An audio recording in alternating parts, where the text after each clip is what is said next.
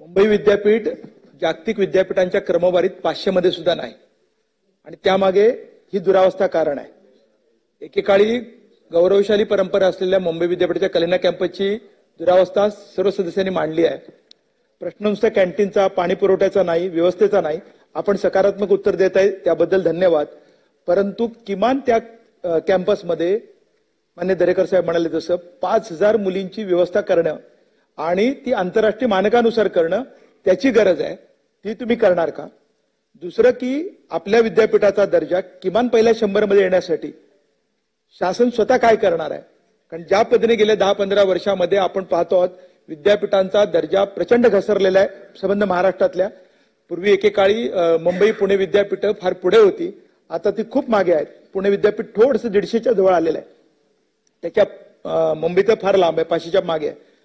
या दृष्टीने सरकार सीएसआर फंडातून नाही, सीएसआर फंडातनं म्हणजे दुसऱ्यांच्या दयेवरती विद्यापीठ जगवण्याची कल्पना म्हणजे उच्च शिक्षण नाही, सासूबाईचे नाही, उच्च शिक्षणाचं खासगीकरण करण्याचं सरकारने ठरवलं आहे का?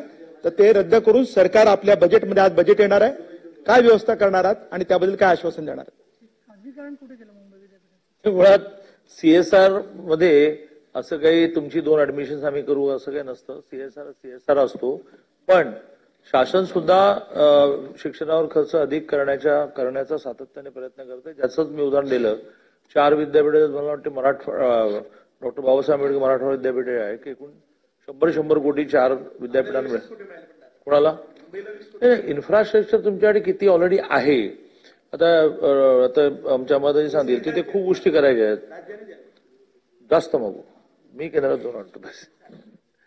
आणि त्यामुळे मी तेच म्हटलं की एकदा जाऊन वस्तुस्थिती पाहू, त्याच्या आधारे भविष्यामधलं अतिशय व्यवहार्य टाइम टेबल करू किंवा तर वसतिगृह हा 2-2.5 वर्ष पूर्णच होत नाही, पण त्याची सुरुवात आता करायला लागेल। पण कॅन्टीनचा वेंडर हा लगेच बदलता येईल, पाण्या वॉटर प्युरिफायर लवकर वाढवता येतील, अँब्युलन्स आहे पण ती सारखी बंद पडत असेल तर ती नव्याने घेता येईल, अशा लगेचचे आणि लॉंग टर्म असे विषय पूर्ण